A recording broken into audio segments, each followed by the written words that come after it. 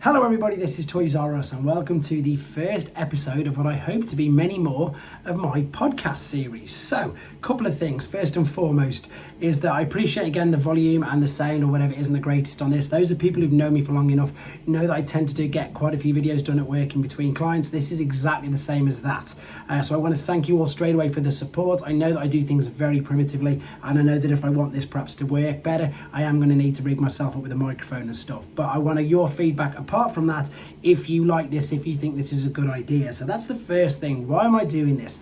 I always put out loads of content anyway, but why am I doing this? And I find the reason for this is because now I'm getting so many answers in the questions in the videos that I do, and everybody who knows the channel, I reply to absolutely everything, and it is taking quite a long time, which is great, and I do love all the interaction, which I also think is brilliant. But also on the live streams are getting quite busy now, and I know that a lot of people are tending to miss out on their questions that they were asking me, and they tend to appear on Instagram in other forms of ways of getting hold of me on social media. So in a way again of keeping up with everything, and also I suppose just a way for me to talk about what I'm excited for, what I'm looking forward to, etc., and things like that. And again, your feedback is paramount to this. Anybody who's watched this channel long enough, you know I'm primitive, we joke about it, I do just use my mobile phone, I'm still just using my mobile phone, and I am currently just sitting inside a changing room at work. So at the moment there's nothing groundbreaking about any of these podcasts, and I'm sure you don't want to see my face anyway, so at least you can just listen to what I'm about to say. So as I say, that's the main reason for doing this. I think there's so much going on now. It's a good opportunity for me to do things like talk about a few of the things that have been revealed, the ones that really caught my eye, figures that I've got, figuratively speaking, like in hand. Like at the moment, I'm getting so many questions on Commander Optimus Prime and of course the kit figure. So I thought I might as well talk about them because hopefully that can address a lot of the questions that I'm being asked with regards to that. I can then do things I'm looking forward to. For example, we've got pulsecon coming up soon, and I suppose again, as I already said on numerous occasions, let me know what you want me to discuss, because that's, I think, the best thing about this. It's always been interactive. I've always listened to what people want me to do, and again, I enjoy it, so I wouldn't do it if I didn't want to do that. So yeah, that's the main reason why I'm doing this. So a couple of things I want to talk about first and foremost is what's been revealed, things that have, I suppose, took my eye. Now at first I was really excited about the crossover with Godzilla. Now I can't completely double turn on that and say I'm not excited. I am excited for it. I do really like the Grimlock mold, but I do appreciate, as I say, what everybody is saying. Perhaps they could have put more effort into it. Perhaps they could have changed it a little bit. They've just put a Megatron's head and they've given it a new deco. But it's one of them things that's going to work, I think, because Godzilla is so popular in Japan, and of course Transformers are. It is going to work. Okay, they've given us some chrome toes for the dinosaur, etc. But I'm with the majority now. Perhaps I would have liked to see some spines on the back. Obviously the dream would have been the Trypticon, but again, Trypticon's huge. It's too big. Most people haven't got the space or the budget for Titan figures anyway. So I understand why they didn't use that one. The Optimus and the Laser Prime mold, again, I don't know how I feel about that. It's a good mold, and perhaps I don't know enough about Godzilla to really put my tuppence in regarding that. So they're the first things I suppose that stuck out to me. The new Prime figure with the crossover with Zoids and Diaclone is very, very interesting, but I'm a bit scared that it might take me down that new rebooted Diaclone toy line. But I'll definitely get them to review, guys, because I know that loads of people will want to see that. So I will get them, we'll have a look at them, and as I say, whether or not I choose to keep them, I don't really know, but I think because of how interesting they are, it is something that I'm definitely going to be looking forward to having a look at. Now again, one thing that, again, because of you guys listening right now or have been watching me, third party was something that I wouldn't have touched at all, but due to the amount of requests, due to the amount of people who collect them, and due to the fact that I genuinely think that I do need to learn more about third party, for loads of reasons. Obviously to see what the companies are doing, because lots of people collect them, to see how they do fare up against Hasbro figures, etc. And to be able to truly have an opinion. I truly believe that you need to be able to at least have handled some, reviewed some, etc. So it wouldn't be fair to me to give any opinion on third party if I didn't review them. So it's only been about 15 months, guys, believe it or not, that I've been reviewing third party figures. Until then, I hadn't reviewed anything. I think, sorry, that's a fib. Magnum Prime lent me his Fans Toys Sea Spray about a couple of years ago.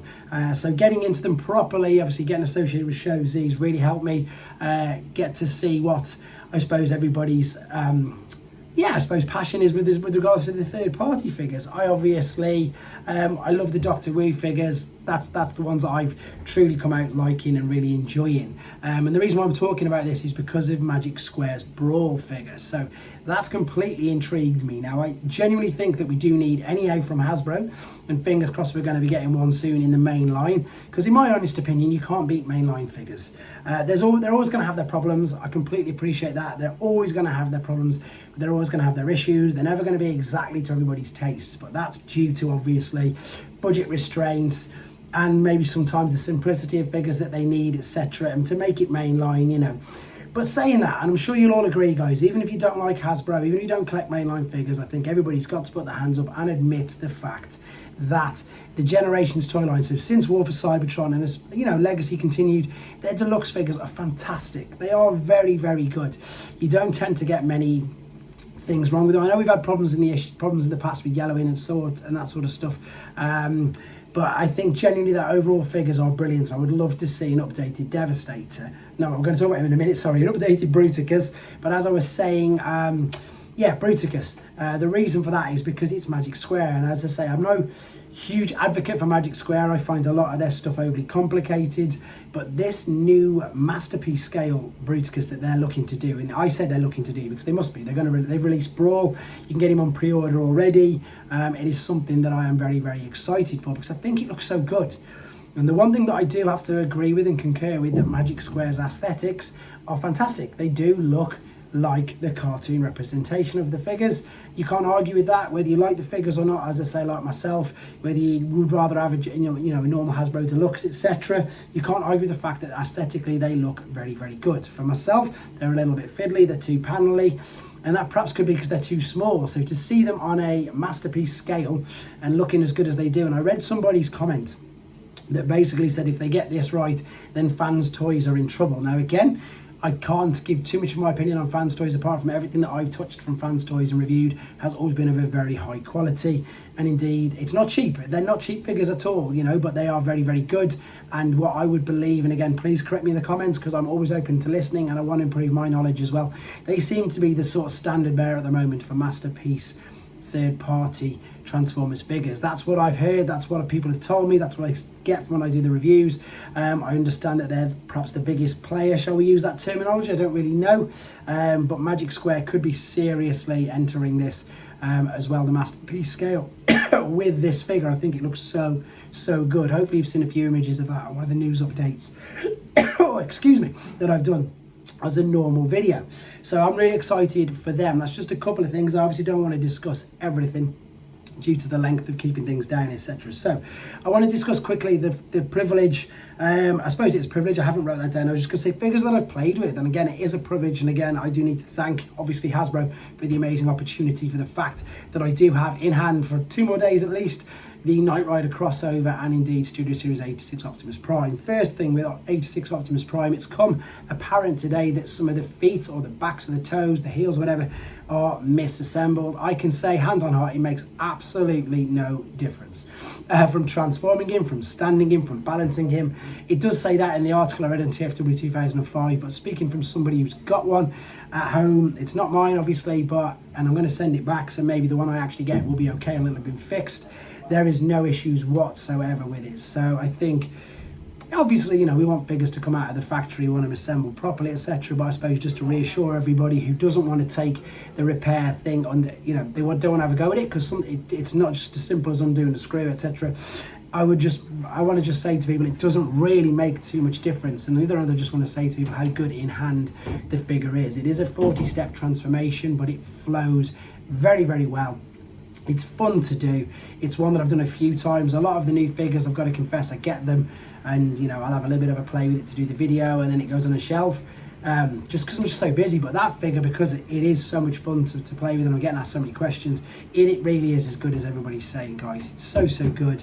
The detail is great. The biggest thing I think that you'll be surprised when you get it is how weighty it is. So, you know, you really feel like you're getting value for money because of what's gone into it, and I totally appreciate that. And that's another reason why I appreciate, even though I don't necessarily like them all, why I appreciate the third-party Legend scale figures, because they get loads of the things into such a small thing. The engineering on them is genius as well, and the engineering is genius on Studio Series 86 Optimus Prime. So I'm sure you'll be very pleased with that if you've got it pre-ordered. And again, just to reiterate to people what Evan said in the interview, there's going to be a lot of them, so don't pay scalpers prices. Don't start, you might have to wait a week or two, but don't pay crazy prices for a figure that is going to be readily available, I would imagine, everywhere. In fact, I don't predict it'll be shelf warming, that's too strong a statement, but I think it'll be on pretty much every single shelf by the time we get to Christmas, which, for us in the UK, it's not coming out till October, November anyhow, so hopefully you can wait a few weeks to not have to pay an extortionate amount of money for it. And you never know, you might get a deal on Black Friday, or indeed a January sale on the figure as well, because of so many that have been pre-ordered, and people may have pre-ordered one or two with the different companies, so you may get a discounted one that way. So it is great, guys. And so is Kit. Kit is not called Kit, it's called Agent Knight. Agent Knight, for me, the biggest frustration with that is people are still trying to get into scale with different figures. Now, okay, it would be nice if they did, but at no point on any of the figures of the crossovers are they intended to scale. And you can have a look at some of the comments, some of the replies that I've said. People have been saying, yeah, but this scales with that, etc., etc. It doesn't really, because if you think about it, if you think how big the X-Men's Expanse is, how big that should be in real life, it would be the size of a Titan class. The T-Rex crossovers in Jurassic Park are bigger than them all, which obviously just wouldn't be the case either. And I joked in one of the interviews I did that Balvintron is a cassette deck. No, he's not. He's a Colombian singer, etc. So I appreciate people why they want them to scale, but of course it's not supposed to scale. So I think you just have to appreciate the figure for what it is. It's a one-off figure of something that most people I think the people who are going to be getting it are mainly getting it because they're going to be Knight Rider fans. It's an absolute bonus if people are getting it just because they collect Transformers. But don't expect them to scale with your masterpiece Autobot cars, every one of them. They might, you might be lucky, as I say with the video that I did, he was about crosscut height, etc. Robot mode, they might be just about alternator scale size, but not in the vehicle mode, etc. It's just a great standalone figure, guys. It's got lights and sounds on it, the first since Fortress Maximus. And it's just a fun toy, and it's not overly complicated to transform. It's great to actually handle, and again, the few of the people who came to the event with me at Star Action Figures can completely concur with that. It's a fun toy, it's nice. They didn't even get to see, unfortunately, the electronics working, so again, if you have got one pre-ordered, you do need to get the batteries separately. It's a great figure, it's fun to play with, it's fun to handle, and it just hits home with the nostalgia massively. Nostalgia hits from every angle. It is that good. So I just wanted to reiterate that to you guys. Same for the Megatron, to be honest. This is just really discussing the main three that I've had the privilege of seeing. The Megatron, people have been going a bit too hard on it, but again, you got to remember, it's a deluxe figure.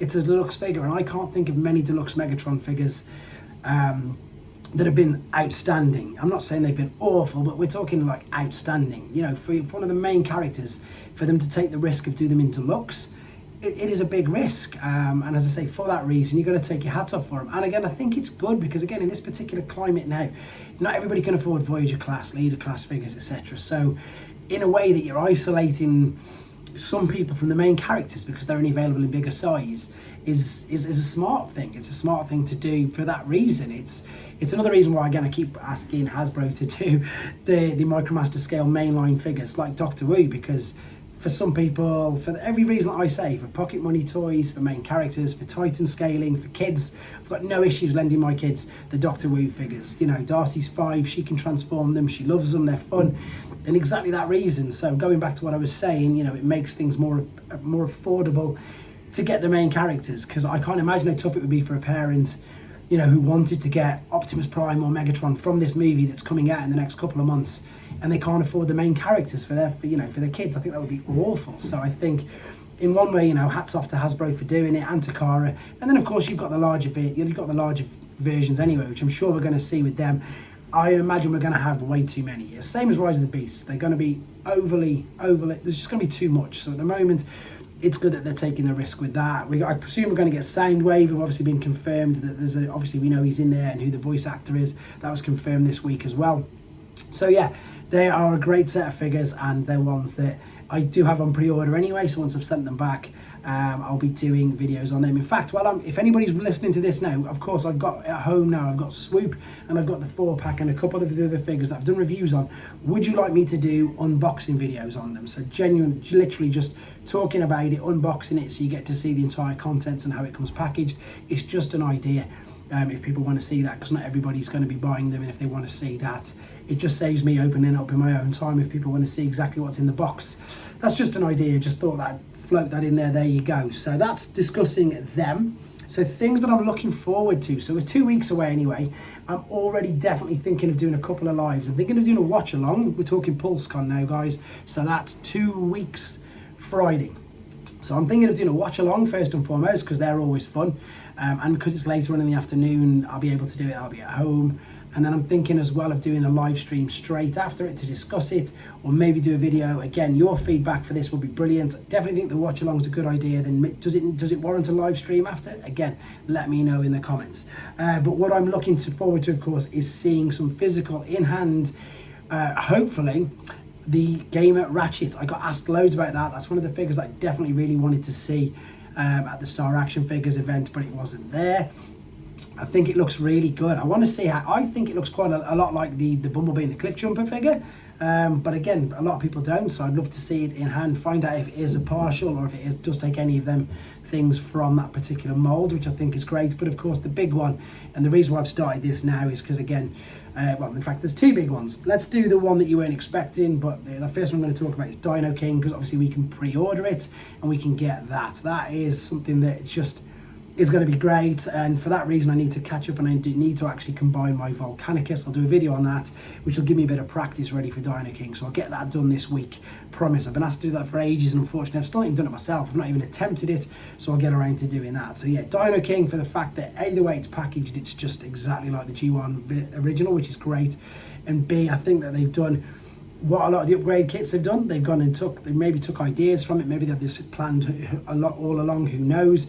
It would be really, like, no one can, I think, can honestly say that, oh, they decided to do, was it Shadow Striker before they decided to do Sideburn? I imagine sometimes that they perhaps plan to do a figure and then release another version of it beforehand just to test the waters. I don't really know, I'm just completely speculating here, but I think with Shadow Striker was an obvious thing that they must have always planned on doing Sideburn. With Dino King, who knows? And again, hopefully with the impetus, and I think it's going to sell really well. I'm thinking that if that sells really well, then we're definitely going to be getting a Monstructor as well. So fingers crossed for that. And then of course the one that I've saved till last, I'm aiming to get this done in about 20 minutes just for the first one, just again because I'm testing the water with you guys, is of course Devastator. Now we've been promised things, that's all I can say. We don't know if we're going to get actual physical toys. We're going to get definitely some images, I would imagine.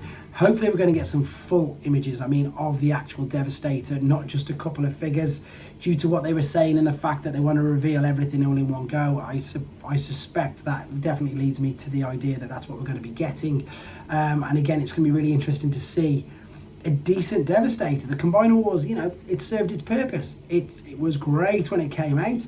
You look at it now, same as a lot of figures, you look at it now and it's got its issues. It's, you know, it didn't have elbow joints, it didn't stand very well, it's very, very light. There's not much to it, considering how big a figure it is, considering it is classed as a Titan, there's not much to it. So to get some much more better designed, better engineered figures, ones that I'm sure one of the stipulations was to be able to hold sludge above the head. That's not a light figure, and you know, to be able to stand and balance at a figure that's perhaps Menasor height that they're talking about. I'm really excited to see exactly what they do with that. So that's the biggest thing, and that's why I'm starting to talk about it 2 weeks ahead of schedule, because it's a great discussion point and it's something that I can then react to and discuss in the next one of these, as I say. So that's all for the first episode. I know it's only 20 minutes. I do intend, as I say, on taking this much further. I'm really enjoying doing the YouTube, guys. It is mainly down to all of you and everything that's going on, but everything that's going on couldn't be done without you. You guys have been amazing. I know I still, as I say, get people who don't appreciate the fact that I am sitting here with really bad sound quality in an echoey room, and I'm perhaps quiet on my main reviews because I'm trying not to wake my family. So I genuinely do appreciate you guys, channel members. You know, it's just amazing the fact that you did give that extra support. But this was the first podcast. As I said, I'm going to get guests on it. I'm going to keep doing it. I think it works quite well. And as I say, the good thing about this is I'm not showing any images, so you haven't got to worry about looking at images. And you don't have to look at my face if you don't want to either. So there you go, guys. This was the first Toys R Us is Talking Toys. Let me know what you think in the comments, and hopefully I'll be speaking to you guys very soon in part 2.